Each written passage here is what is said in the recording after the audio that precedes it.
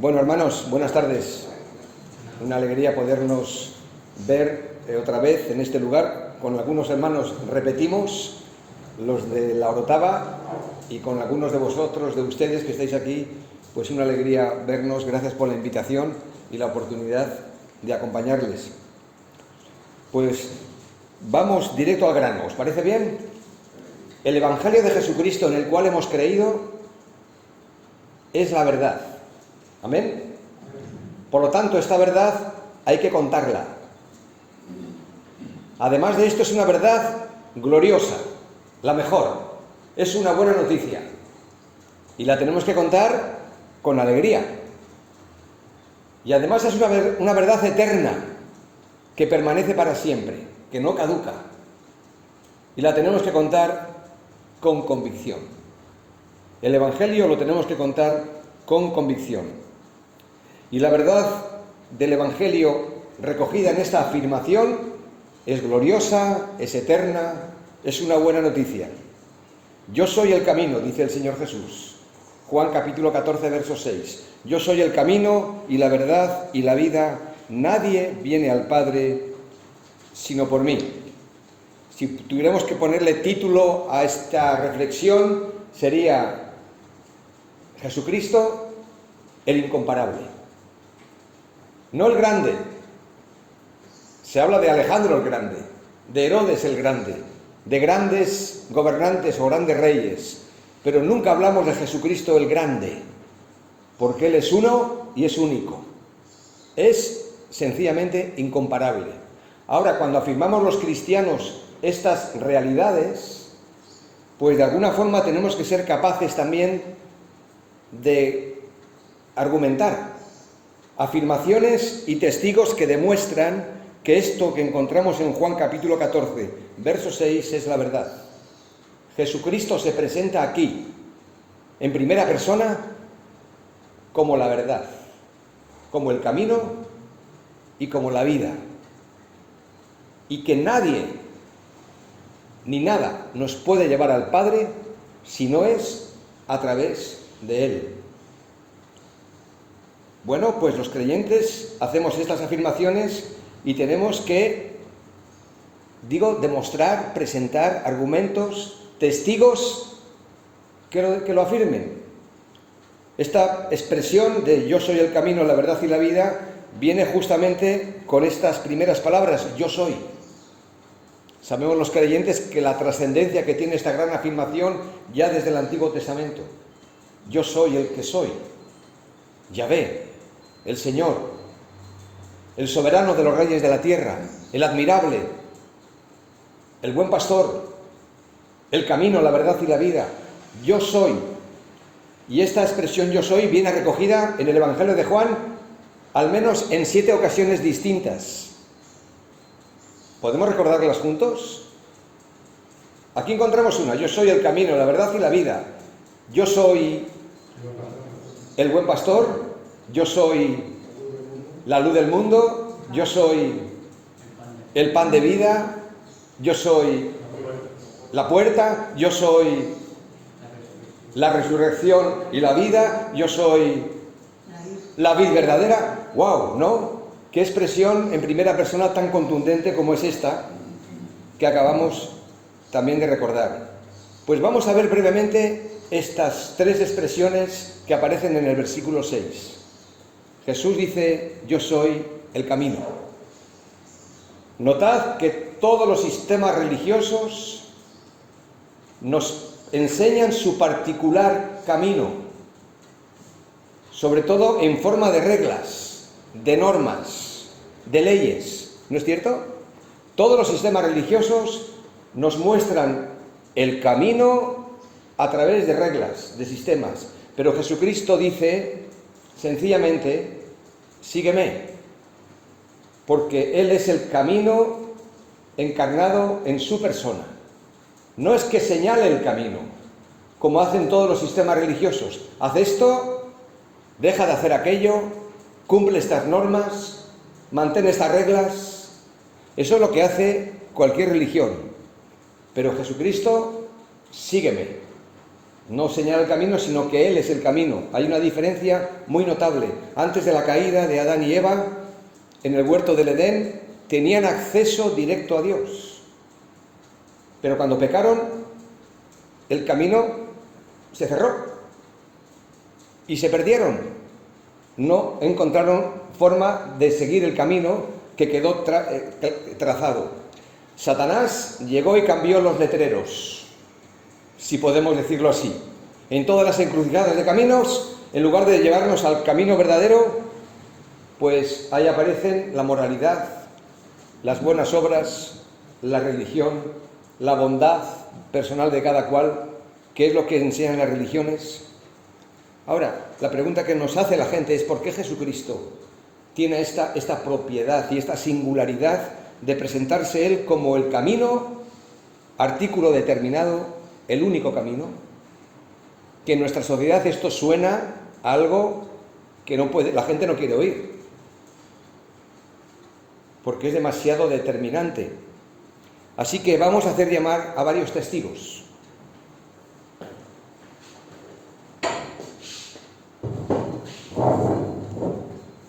Tranquilos, que no vais a pasar aquí ninguno de vosotros, tranquilos. El primer testigo al que vamos a pasar para que se siente aquí es la Biblia, que la tienen en sus manos. Así que aquí tenemos al primer testigo. Y la Biblia dice, tenemos que recuperar esta afirmación de los antiguos profetas, de los apóstoles. Ahora, hoy día, ya no se dice la Biblia dice, sino la Iglesia dice, o a mí me parece, que todavía es peor. No, no es lo que a mí me parece, no es lo que la Iglesia dice, sino es lo que Dios dice, su palabra. Y su palabra dice que solo Cristo llena los requisitos para la salvación. No voy a dar textos bíblicos, que los podríamos ver. Solo Cristo se encarnó y cumplió con las demandas de la ley. Solo Cristo se ofreció por nuestros pecados como único y suficiente sacrificio. Solo Cristo nació, vivió y murió sin pecado, dice el testigo, la Biblia. Solo Cristo resucitó de la tumba y ascendió a los cielos. Solo Cristo volverá en poder y gloria en su segunda venida, y por estas y otras muchas razones afirmamos que solo Cristo es el camino, es la verdad y es la vida. En segundo lugar, Jesucristo es la verdad. De momento tenemos libertad para decir esto dentro de nuestros templos o iglesias. Quizás llegará un día de que ni esa libertad la tendremos, porque ya ahí fuera, si decimos que solo Cristo es la verdad, la gente nos dirá, bueno, como Pilatos, a Jesucristo, ¿y qué es la verdad? ¿Qué es la verdad? Y ahora, como estamos en la era de la posverdad, donde no hay verdades de ningún tipo absolutas, cada uno tiene su propia verdad, y todo depende del color del cristal con que se mire, ¿no? En este mundo traidor, decía la antigua canción, en este mundo traidor nada es verdad y nada es mentira. Todo depende del color del cristal con que se mira. Pues Jesucristo se presenta aquí como la verdad. Y nuestro texto, sin embargo, nos enseña que esta verdad es claramente identificable. Yo soy la verdad. Y cuando la gente nos pregunta por qué Jesucristo tiene esta exclusividad y esta singularidad, porque no estamos hablando de nuestra verdad, no estamos hablando de la verdad de la Iglesia, sino de la verdad de Jesucristo, al segundo testigo al que vamos a llamar, aquí lo tenemos, es la historia. La historia nos enseña grandes lecciones acerca de todos los sistemas que han habido y de todas las personas que han pasado, grandes personajes, grandes hombres, pero el segundo testigo al que vamos a llamar es la historia. Y la historia, que está aquí sentada, nos enseña claramente que solo Cristo es sencillamente incomparable.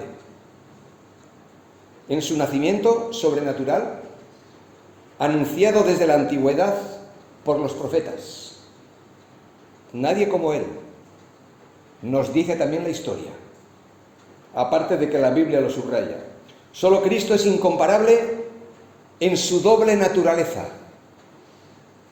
verdadero Dios y verdadero hombre. Solo Cristo es incomparable en su doctrina, en su enseñanza.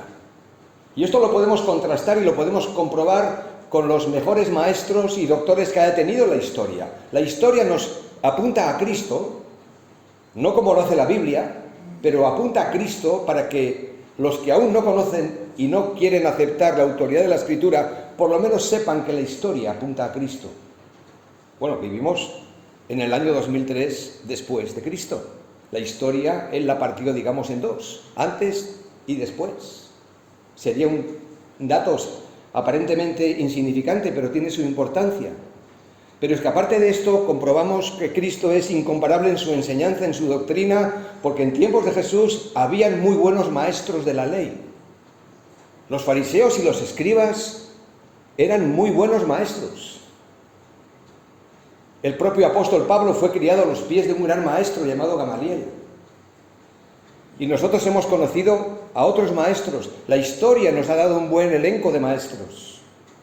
Pero ¿cuál es la gran diferencia contrastada entre el Señor Jesús y todos los maestros que han pasado por la historia, incluidos los maestros de su tiempo? Pensemos. Los escribas y los fariseos, que tenían sus escuelas de formación, buenas escuelas, donde los rabinos ahí se forjaban y se formaban. Esdras, que fue un gran escriba. Pero los escribas y los fariseos enseñaban a sus alumnos en las escuelas, pero Cristo no tiene alumnos. Nosotros no somos sus alumnos. Cristo tiene discípulos. Hay una diferencia notable. Un discípulo es el que sigue a su maestro y el que lo sigue hasta el final, porque descubre que en él está la enseñanza que quiere recibir. Los escribas y fariseos, cuando enseñaban y enseñaban bien, daban mucho conocimiento, buen conocimiento. Y está bien dar buen conocimiento. Aún desde nuestros púlpitos tenemos que enseñar la buena palabra de Dios, la sana doctrina. Pero el Señor Jesucristo no solamente daba buen conocimiento, sino también comportamiento, estilo de vida, ejemplo vivo, que los escribas y fariseos no lo supieron hacer en la mayoría de los casos. Eran expertos, eran buenos conocedores, enseñaban mucho conocimiento, pero no había comportamiento. Esto nos tiene que instruir y ayudar a nosotros a vivir el Evangelio al tiempo que lo enseñamos. En tercer lugar, otra diferencia notable es que los escribas y fariseos, cuando hablaban, llegaban a la cabeza, pero el Señor Jesús llega también al corazón. ¿No es cierto? Como el Señor nos ha alcanzado por el conocimiento de su verdad, mente, pero también por cómo Él nos ha cautivado con su persona, con su enseñanza, con su doctrina, el corazón. Podríamos seguir, pero Cristo es incomparable en su autoridad. Mira la historia. Y los demonios se someten a su presencia. Los vientos y los mares se detienen frente a su voz. Y los muertos resucitan a su llamado. Cristo es incomparable, porque Él es la verdad, Él es el camino, y en tercer lugar, Él es la vida. Otra vez, el artículo determinado excluye cualquier otra clase de vida superior a esta. No hay otra vida mejor. ¿Por qué? Porque es una vida nueva en Él, es una vida abundante. Yo he venido para que tengáis vida y vida en abundancia, y es además una vida eterna. ¿Por qué Jesús tiene este derecho exclusivo de ser la vida por excelencia, de ser el autor de la vida? Cuando Pedro predicaba allí en Hechos capítulo 2, habéis dado muerte al autor de la vida, al Hijo de Dios. Él es la vida. Y otra vez se presentan diferentes voces que nos dicen: esto es demasiado exclusivo, no de la Iglesia, sino de la persona de Cristo. Así que al tercer testigo al que vamos a llamar, antes fue la palabra de Dios, la Biblia, la historia, pues hagamos pasar a más testigos. La religión, la filosofía, la ciencia, tan en boga hoy día. Claro, todas estas cosas nos ayudan a entender otros aspectos de la vida humana. No descartamos, no decimos no, la ciencia no, la filosofía para nada, o la religión tampoco, porque tratan de explicar lo inexplicable. Y hacemos bien en aprender de lo que otros han querido descubrir acerca del conocimiento de Dios y de los misterios de la vida. No somos de esos cristianos que decimos, no, yo solo la Biblia. Cuidado con eso, porque Dios ha dado otros libros, ninguno como este, claro, que tiene toda la autoridad, pero está el libro de la naturaleza, que hay que leer y ver cómo Dios ha diseñado el universo y nos ha hecho a nosotros. El libro de la vida, que quiere decir que hay que sentarse a escuchar a aquellos que han vivido más que nosotros y que tienen lecciones que darnos para aprender, aunque no sean autoridad en sí mismos. Y todas estas herramientas nos ayudan a reflexionar sobre los asuntos de la vida, pero solo Cristo es la vida y solo Cristo puede dar vida, precisamente porque Él es el autor de la vida. Y respecto a la filosofía que está aquí sentada, como testigo, Sócrates enseñó durante 40 años a sus buenos alumnos o aventajados alumnos en su escuela. Platón enseñó durante unos 50 años y Aristóteles, influencias que nos han llegado hasta nuestros días y a nuestras escuelas y a nuestros hijos y nietos durante 40 años. Y todos ellos sumaron unos 130 años de enseñanza. Son muchos, 130 años tomando estos tres grandes maestros que han marcado parte de la historia.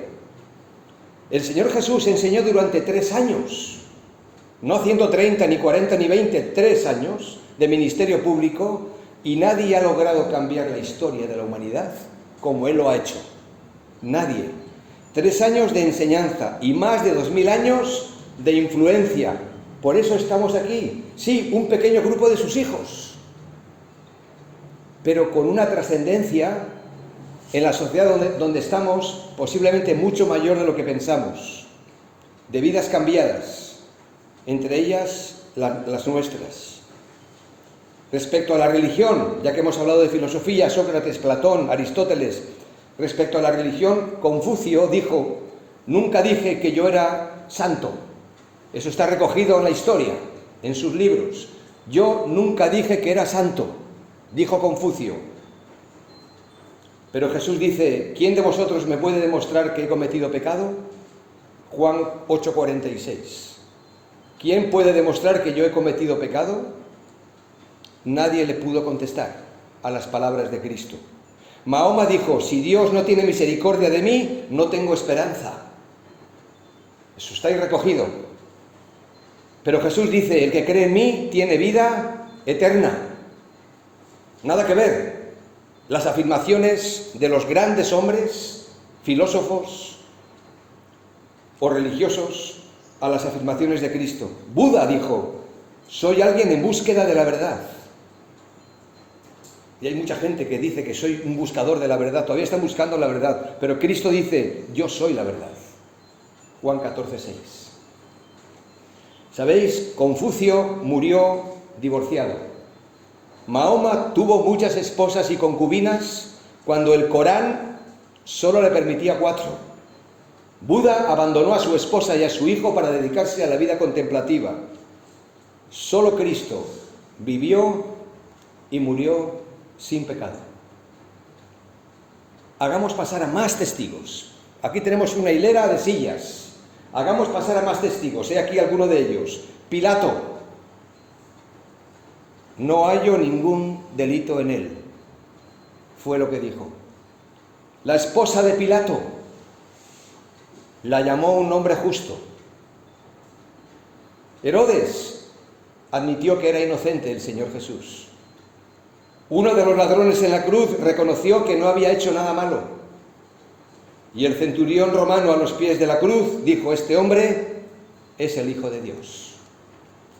Más testigos, los discípulos, aquellos que sí, lo abandonaron cuando llegó el momento crucial y lo dejaron solo, pero que le siguieron hasta casi el final, y después hasta el final, cuando el Señor se presentó resucitado. Dijeron los discípulos en boca de Pedro: Señor, ¿a quién iremos? Qué palabras tan estremecedoras, ¿no? Que las hacemos nuestras, viendo el mundo, las naciones, viendo las filosofías, las líneas de pensamiento que no son nuevas, tienen otro rostro, pero han sido las de siempre. No hay nada nuevo debajo del sol. Y tenemos que volver a decir: Señor, ¿a quién iremos? Solo tú tienes palabras de vida eterna. El Señor Jesús fue enterrado un viernes, resucitó el domingo y cumplió las profecías escritas acerca de él, al detalle. Esto ha traído a los pies de Cristo a mucha gente que ha querido buscar en la historia y en la Biblia pues cumplimientos proféticos que en Cristo se han dado. Hagamos pasar al último testigo, o mejor dicho, a uno de ellos.